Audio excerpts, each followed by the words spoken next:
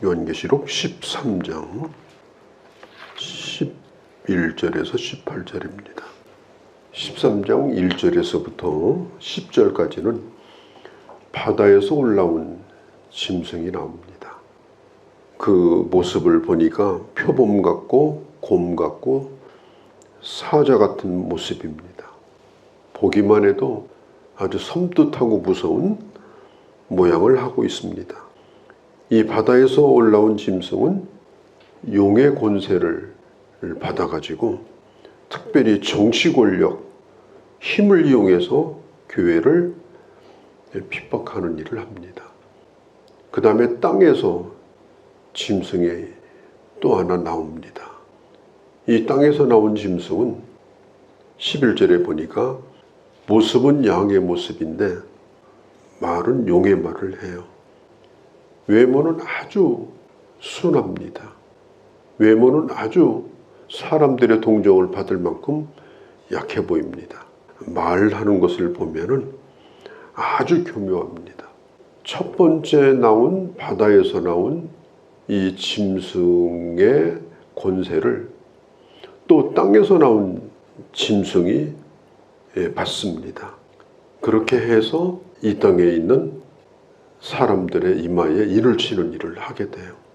바다에서 올라온 짐승은 적그리스도의 모형이라고 하면, 땅에서 나온 짐승은 적그리스도의 뜻을 받들어 가지고 하나님의 사람들을 미혹하는 그런 거짓 선지자, 그런 거짓 종교인을 뜻합니다. 겉으로는 아주 순해 보이고 착해 보입니다. 그런데 그 말을 들어보면 아주 무섭습니다. 그게 거짓 선지자들, 속이는 자들의 아주 전형적인 모습입니다. 노마의 황제 가운데도 아주 좋아 보이는 황제가 있었어요. 심지어 좋은 책을 써가지고 참 백성들을 잘 인도하는 것처럼 보이는 왕도 있었는데, 나중에는 백성들을 아주 무시무시하게 폭력으로 다스리고 특별히 기독교를 핍박하던 왕도 있었습니다. 히틀러 같은 사람도 처음에 왜 독일 사람들이 히틀러를 따랐느냐?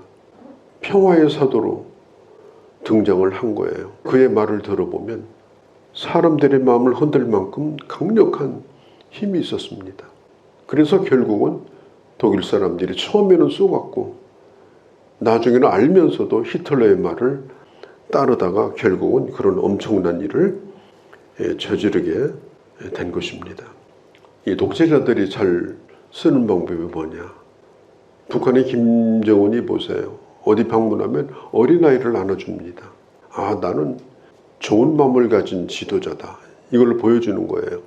그러나 자기 이모부가 자기가 연설하는데 박수를 제대로 안 치고 거슬리게 했다고 사람들 앞에서 따발총으로 공개 처형을 했어요.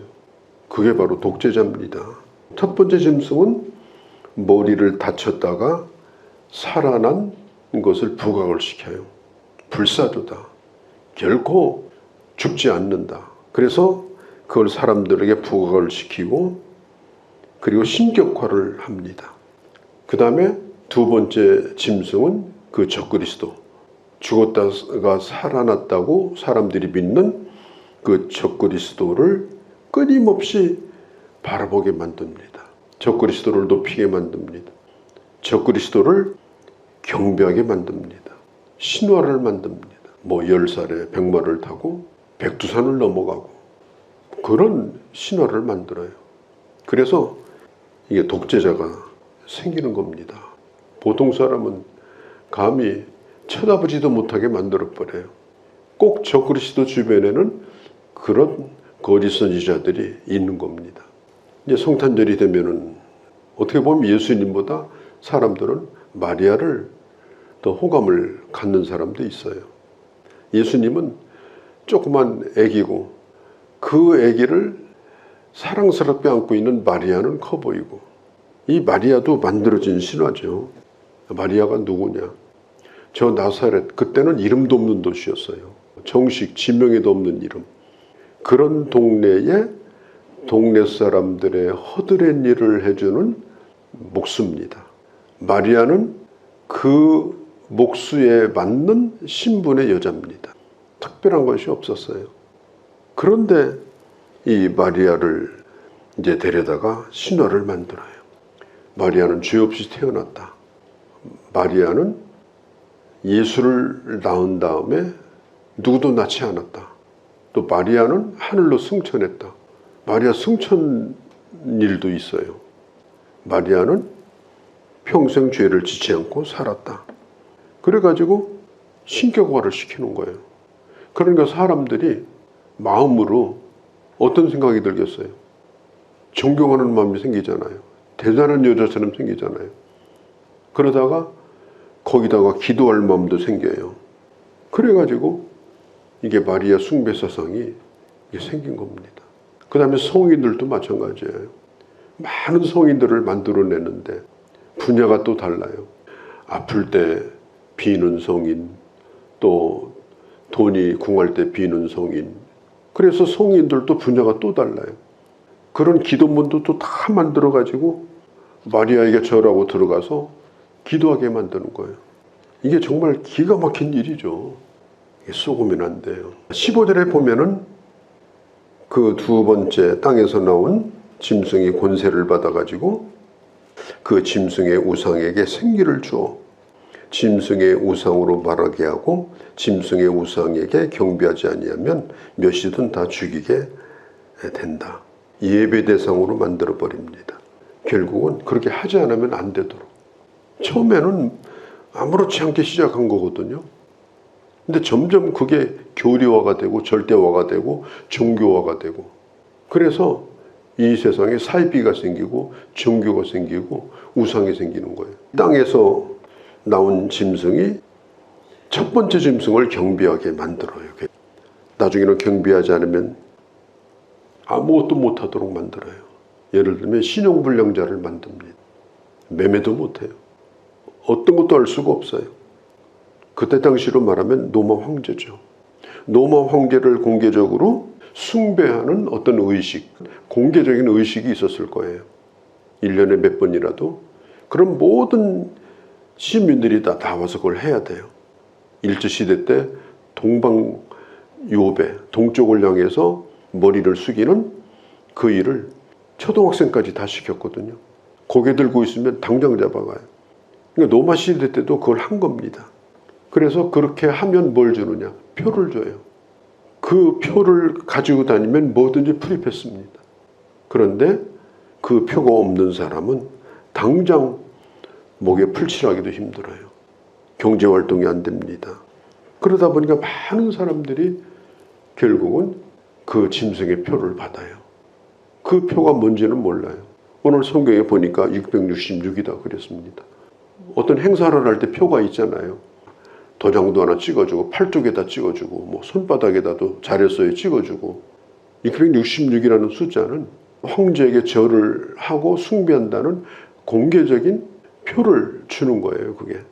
그래서 보여달라 그러면 마치 이마에 붙인 것처럼 언제든지 보여줄 수 있도록.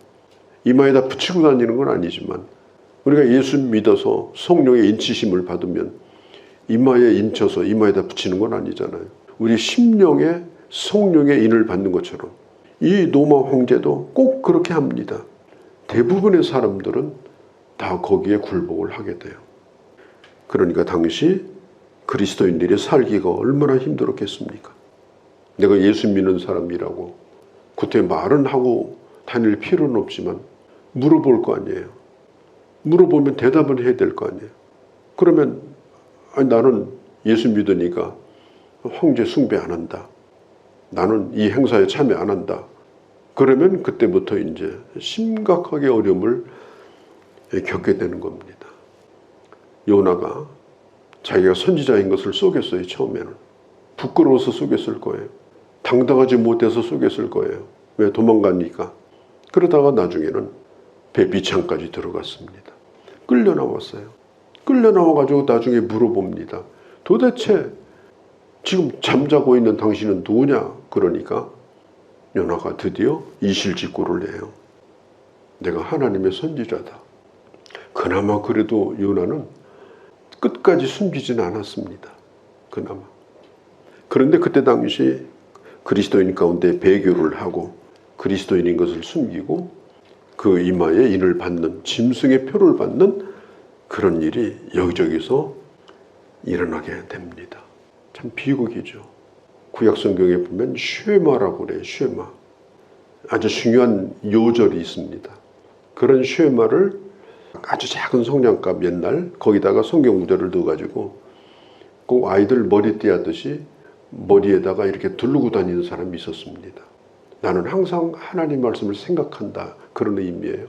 또 어떤 사람은 그걸 팔목에다 둘렀어요.